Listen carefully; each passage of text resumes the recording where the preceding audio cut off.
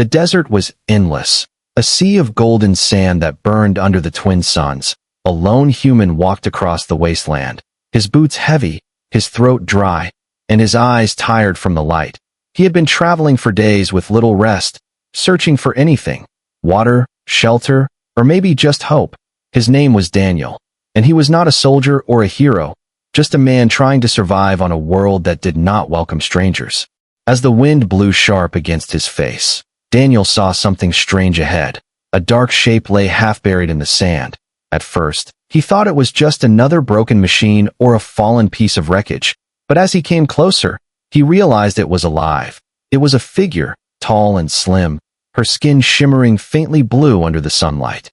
Daniel stopped, his heart beating faster. It was an alien, a woman from one of the desert tribes he had only heard stories about.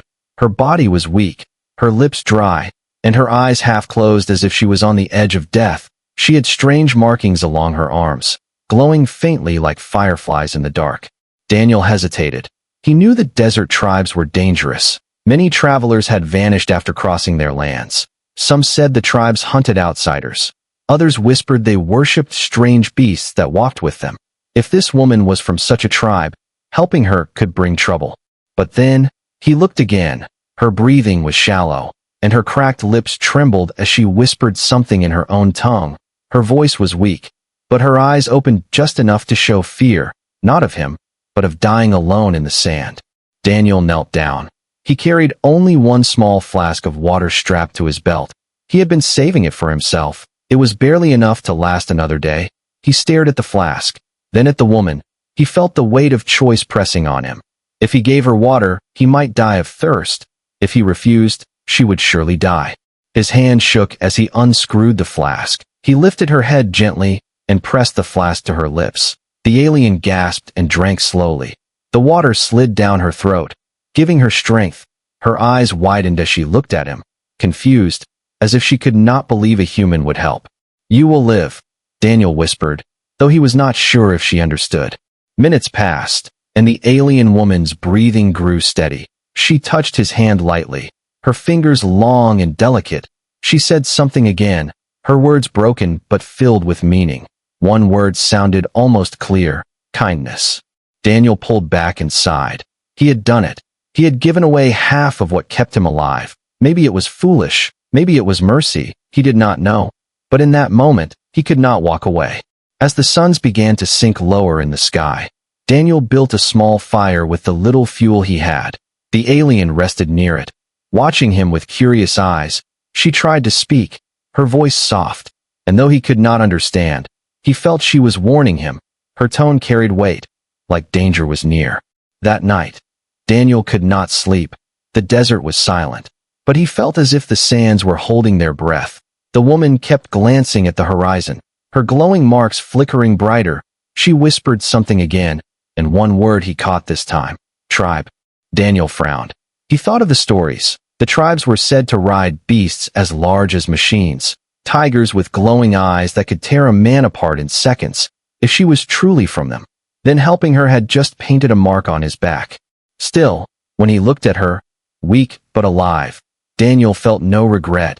He did not know what tomorrow would bring, but tonight, he had saved a life, a simple act of kindness in a desert full of death. But far beyond the dunes, unseen by Daniel, eyes were already watching. Shapes moved silently in the night, shadows of massive beasts with riders who carried banners of fire. The tribe was coming, and they were coming for him. The desert night was colder than stone. Daniel sat by the small fire he had made, watching the alien woman as she rested. Her glowing skin reflected the flames, her strange markings pulsing faintly, as if they had life of their own. She had strength again, but her eyes held something sharp, a warning he could not understand. She tried to speak, her voice stronger than before. Words in her tongue flowed like wind, harsh and musical. Daniel shook his head. "I don't understand," he whispered, but she kept trying. Finally, she pointed at herself and said a name: Selah. Her voice carried weight.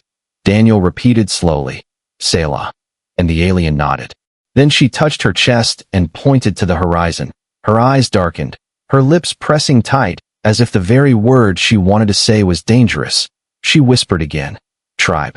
Daniel felt his stomach tighten. He remembered the old stories. Travelers in the desert spoke of blue-skinned warriors who rode massive striped beasts like tigers with eyes that glowed in the night. They said no outsider lived after meeting them. If this woman belonged to such people, then saving her might mean his own death. Sayla leaned closer, her expression intense.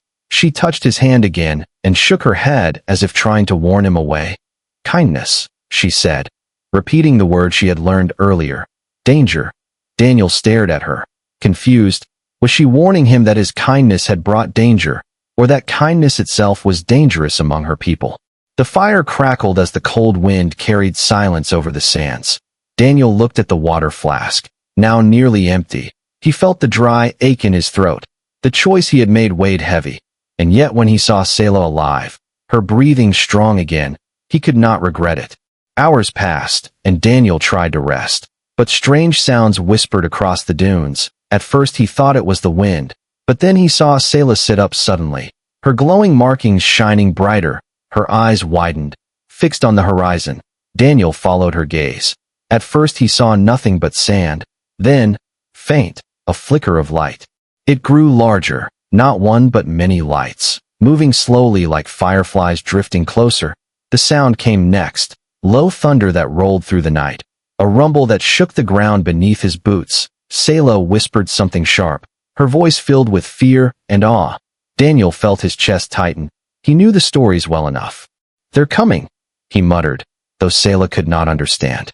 The fire seemed too small, the night too vast. The lights grew brighter until he could see shapes moving against the stars, tall beasts walking with grace, their stripes glowing faintly, their eyes like burning coals, and upon their backs, figures sat, warriors with banners that snapped in the wind.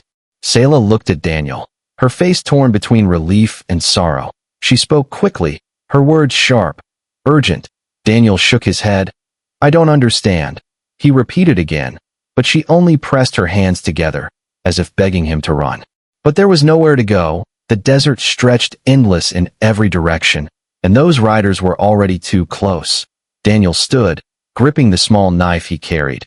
It was useless against such power, but it was all he had.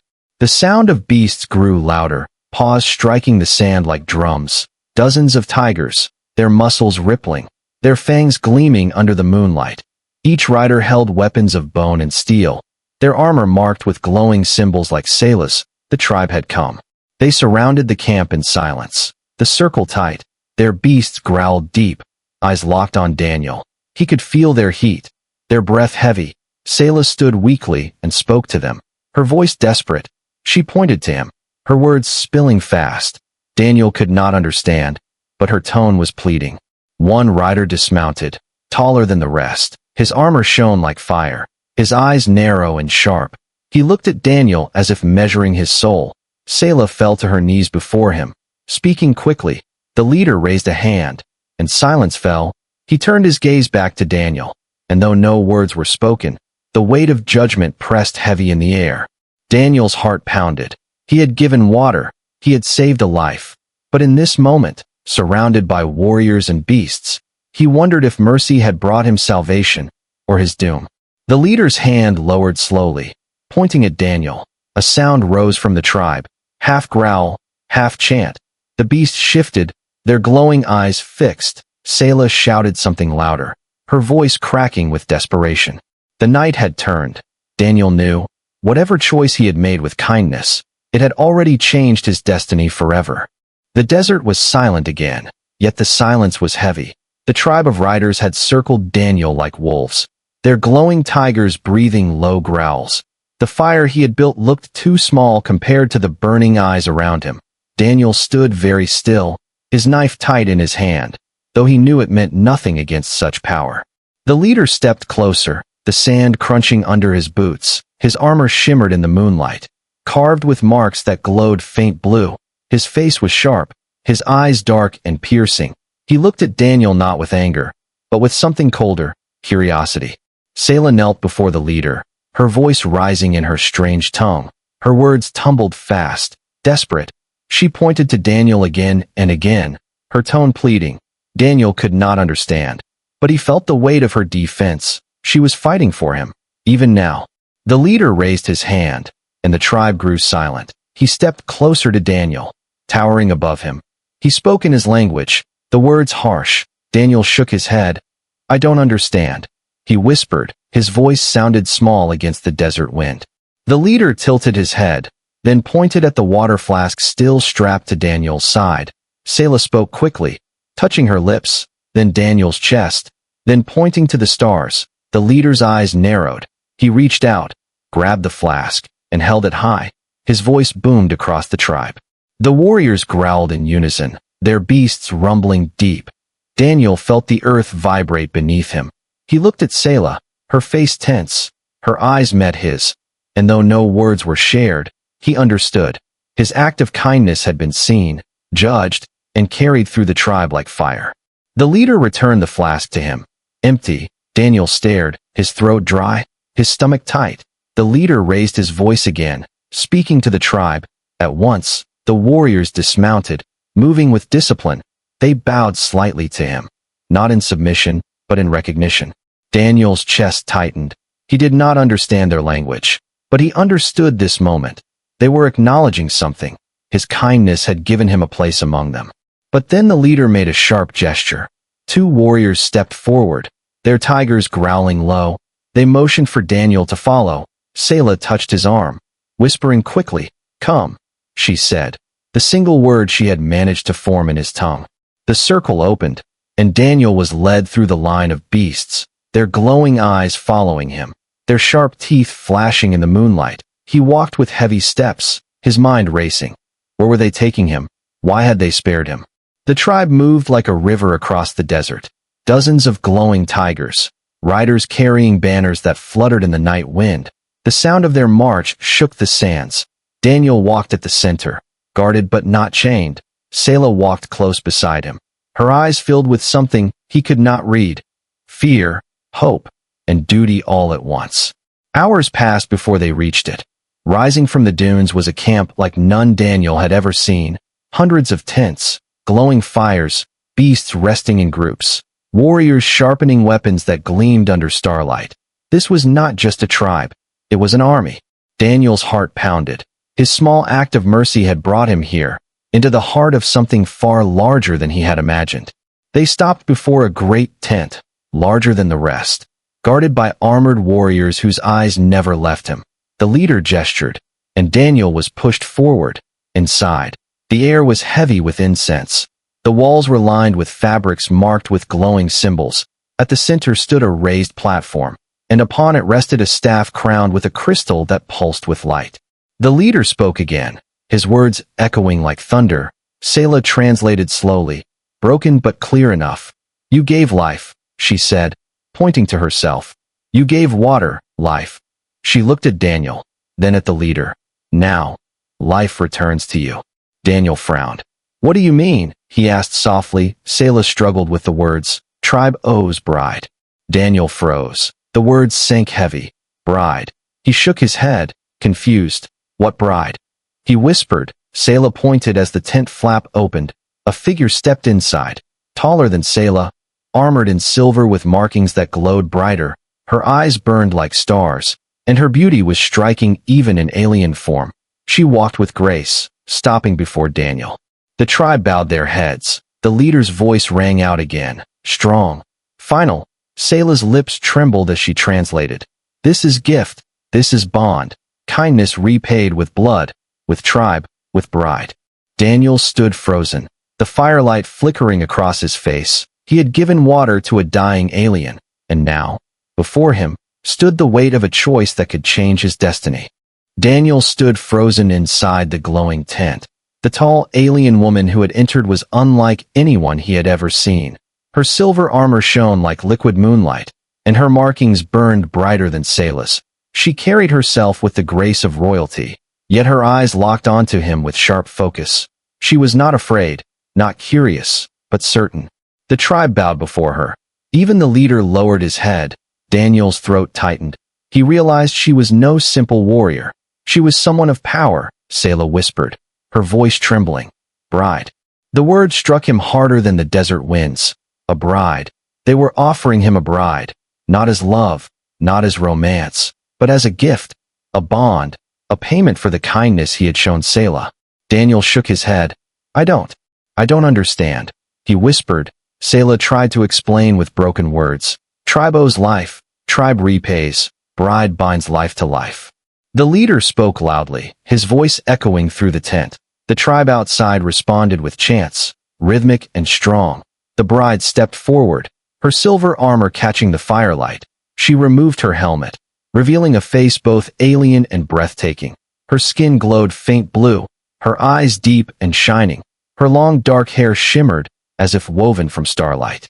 She stared at Daniel, studying him. Her gaze was not warm, but not hostile either. It was the look of someone forced into destiny. Selah whispered again, her name. Kalen. Daniel's mind spun.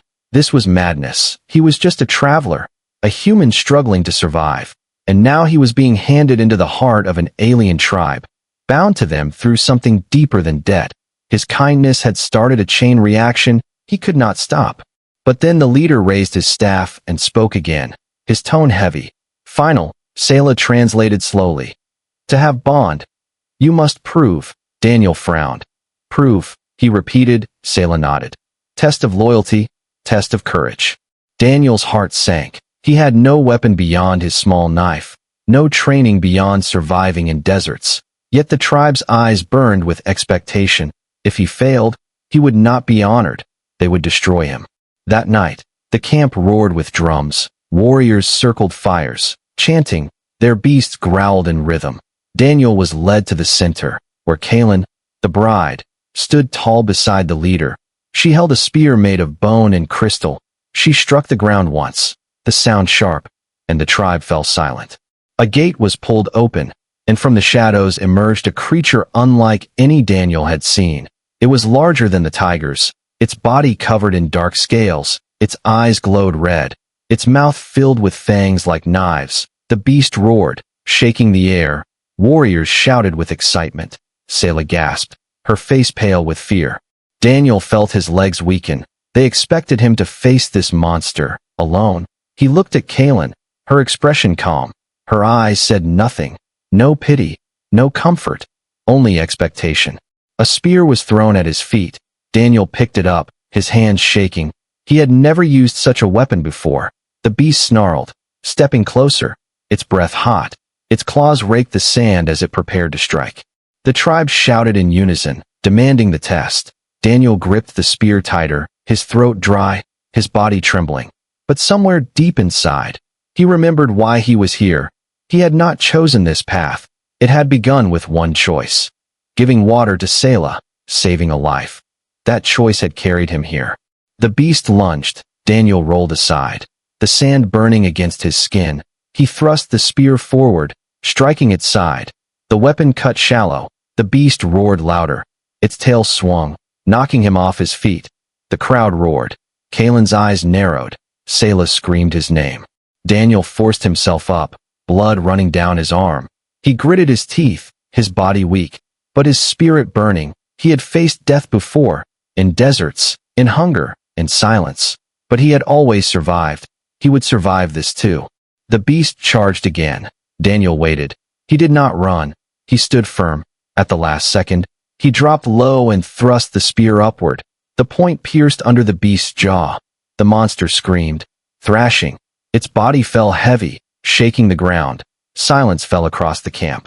Daniel stood over the fallen creature, his chest heaving, his hands bloody. He could barely breathe, yet he was still alive.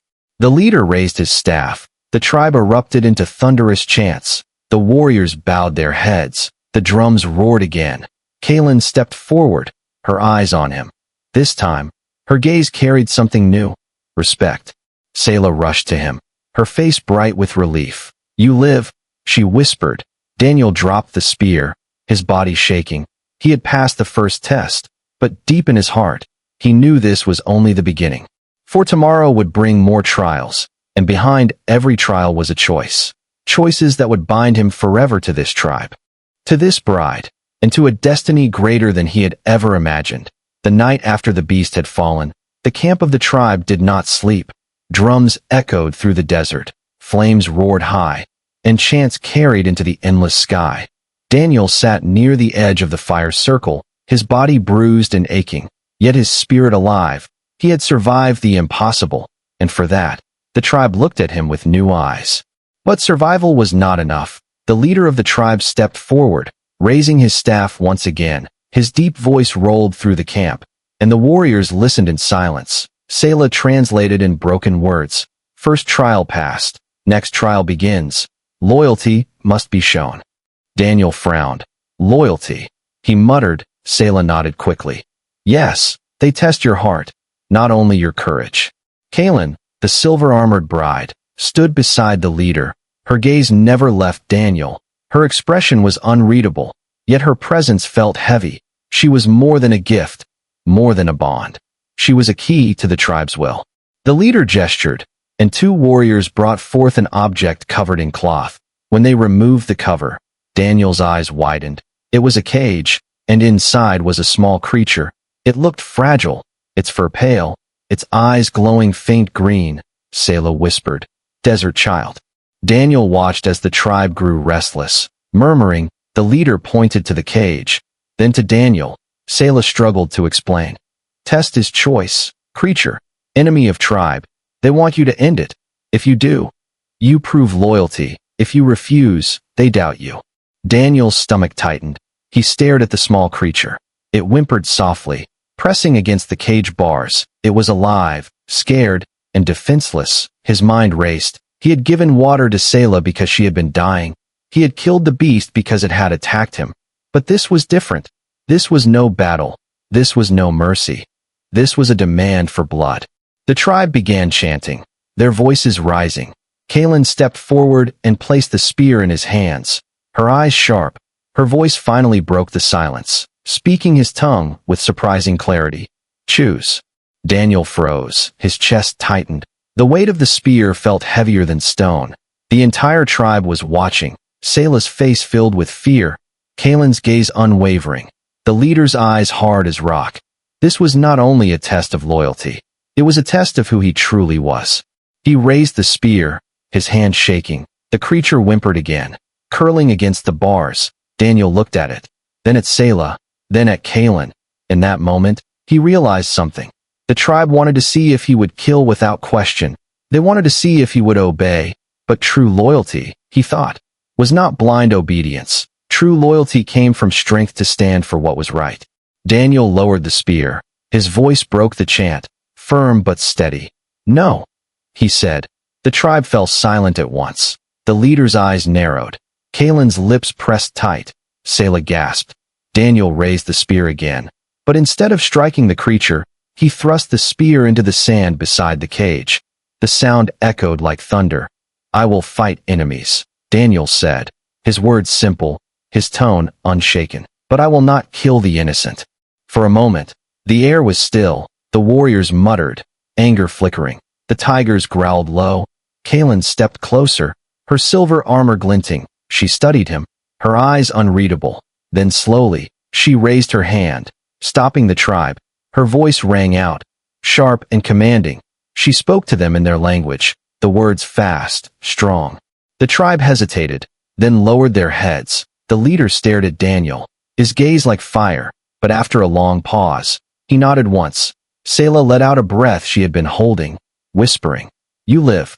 The cage was taken away, the creature spared. The trial was complete, and though Daniel had refused their demand, something shifted in the camp. He had not bent to their will, but they had not destroyed him. Instead, they looked at him with a different kind of respect, not as one who obeyed, but as one who stood firm. Kaylin lingered before him, her voice low. You are different, she said slowly, her tongue struggling but clear enough. Daniel met her eyes. I am human, he replied. She nodded once, and for the first time, her gaze softened. That night, the drums faded, the fires dimmed. Daniel sat quietly, his body still aching but his mind burning with questions. He had survived another trial. He had shown courage, and he had shown heart, but he knew the tribe was not done with him. Far away, beyond the desert, shadows stirred. Enemies of the tribe moved, waiting for their moment, and when they came, Daniel would have no choice but to stand again. not for himself this time, but for the people who had tested him, the people who might soon need him. The desert winds carried silence after the second trial. Daniel sat near the fading fire, his body sore and tired. He had refused to kill the small creature, and though the tribe had wanted blood, Kalen had stopped them.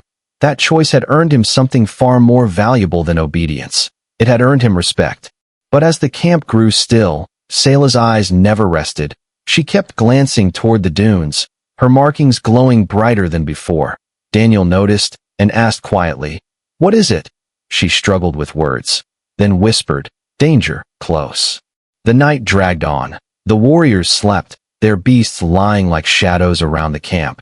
Daniel tried to rest, but unease pulled at him. Then it came. The first sound, a whistle through the air, followed by a sharp explosion that shook the sand. Flames burst near the outer tents. The ground trembled as screams filled the night. The tribe leapt to their feet at once.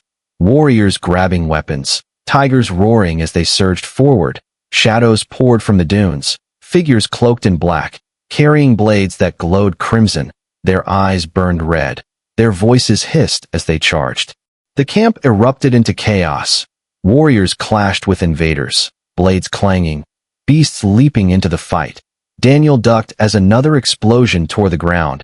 His ears rang, his chest pounded. He had seen battle before, but never like this. Selah pulled at him, shouting, "Run!" But before they could move, one of the dark invaders lunged. Daniel barely raised his knife in time. The enemy's blade slashed, cutting his arm. Daniel cried out, but he kicked forward, driving his shoulder into the attacker. They both hit the sand. Daniel fought with desperation, his knife striking again and again until the shadows stilled. His hands shook, blood smeared across the blade. Another roar echoed, and Daniel turned. Kalen stood tall, her silver armor blazing in the firelight. She moved like a storm, her spear slicing through attackers with deadly precision. Her tiger leapt beside her, crushing enemies beneath its massive paws. She was a force of nature, and yet her eyes flicked toward Daniel, watching, testing him even in the chaos.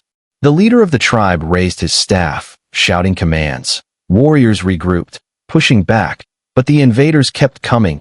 They were not just raiders. They were assassins. Their goal was clear, Selah whispered in fear. They want leader. They want Kalen. Daniel felt his chest tighten. His kindness had tied him to this tribe, and now he stood in the heart of their war. He could run into the night and leave them to their fate. But he knew deep inside he would never live with that choice. He had saved Selah once. He had stood against a beast once.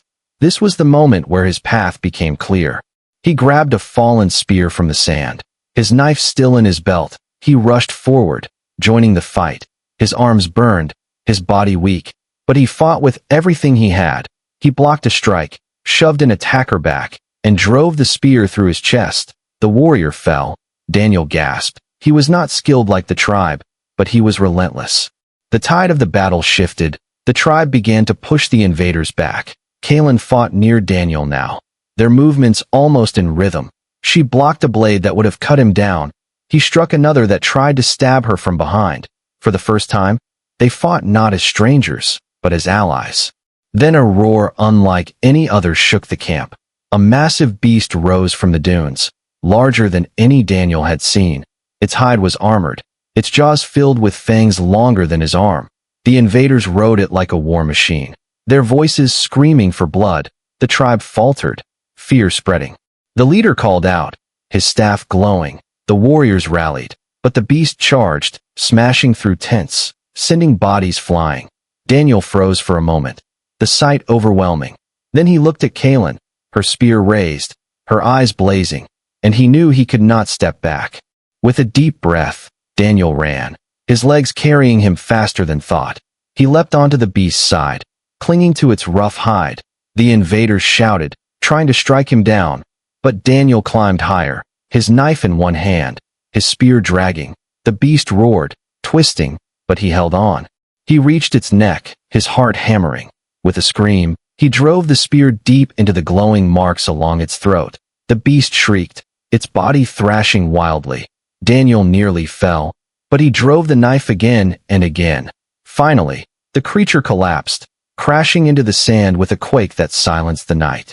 The camp was still for a moment. Then the tribe roared, their chants shaking the air. The invaders broke, fleeing into the dunes. The battle was over. Daniel stumbled down from the beast, his chest heaving, his body cut and bruised. Kaylin stood before him, her face fierce, but her eyes changed. There was no coldness now. No distance. Only respect. She touched her fist to her chest, a sign of honor. The leader raised his staff toward Daniel, the tribe chanting louder. Selah whispered with tears in her eyes, "You save tribe. You save all." Daniel stood in the firelight, exhausted but unbroken. He had not only survived, he had become part of their fight. His kindness had started this path, but his courage had sealed it. And somewhere deep in his heart, he realized the destiny that was once forced upon him was now becoming his own choice. The desert dawn broke with blood-red skies. Smoke rose from the battlefield where the tribe had fought through the night. The ground was littered with broken weapons and the bodies of fallen enemies. The air was heavy with the scent of ash and dust, yet in the center of the camp, life stirred, warriors sharpened blades, beasts licked their wounds, and the tribe stood stronger than before. At the heart of it all stood Daniel. His body was weak, his arms bruised, and his clothes torn, but his eyes carried fire. He had survived trials, he had fought beasts, and he had faced enemies that should have destroyed him. And now, the tribe did not look at him as an outsider. They looked at him as one of their own. The leader raised his staff high as the sun climbed the sky. His deep voice rolled across the camp. Warriors fell silent, their glowing tigers crouching low. All eyes turned to Daniel. Selah stood beside him, whispering quietly, "Today, choice." Daniel frowned. "Choice?" he asked. Selah nodded. "Yes." Tribe watched. "You saved life. You faced death. You stood true. Now, they give final bond." The tent of ceremony was prepared, larger than before, brighter, glowing with symbols that burned with blue fire. Inside, Kaylin stood waiting, her silver armor polished, her spear set aside. For once she wore no helmet. Her long dark hair flowed free, and her piercing eyes never left Daniel. She was no longer just the bride offered by the tribe. She was a warrior who had fought beside him, who had seen his courage with her own eyes. The leader stepped forward and spoke with weight. His words echoed. Selah translated slowly. "You gave kindness. You gave strength. You gave blood for tribe. Now, tribe gives bond, bride, beast, banner, all to you." Daniel felt the eyes of hundreds burning into him. His chest tightened. He had not asked for this. He had never dreamed of such a path. Yet here he was, standing at the edge of destiny. Kaylin walked forward, her steps steady. She stopped before him, her gaze sharp, but behind her eyes there was something new. Not coldness, not just duty, but respect, maybe even a spark of trust. She lifted her hand, placing it over his chest. Her voice was low but clear. "Human, strong. Human, true." The tribe chanted, their voices rising. The tigers roared. The drums beat like thunder. The moment was alive with power. Daniel's mind raced. He could accept and be bound to this people forever, or he could refuse and walk away, free but alone. He thought of the desert where he had walked alone, the thirst, the silence, the emptiness. He thought of Selah's weak body in the sand, of the water he had given. He thought of Kaylin's spear saving him in battle, of her eyes watching him as he fought the beast. He thought of the tribe chanting his name, honoring him not because he was one of them, but because he had stood as himself. Slowly, Daniel raised his hand, placing it over Kaylin's. The tribe erupted in thunder. The leader slammed his staff. Fire bursting from the crystal. Warriors shouted. Beasts roared. Banners rose into the sky. Selah wept with relief, whispering, "Bondmaid, tribe yours, you theirs." Kaylin's expression softened just slightly. She leaned closer, her words for him alone. "You gave kindness. You earned tribe." Daniel stood tall, his chest heaving. He was no longer just a traveler, no longer a man lost in the desert. He was now part of something greater, bound by choice, bound by respect. His kindness had brought him to this path, but it was his courage that sealed it. As the sun blazed high and the chants echoed across the sands, Daniel looked out at the tribe, the beasts, and the desert beyond. His journey was no longer about survival. It was about destiny. And in that moment, He understood the truth. One human's small act of mercy had changed the stars forever.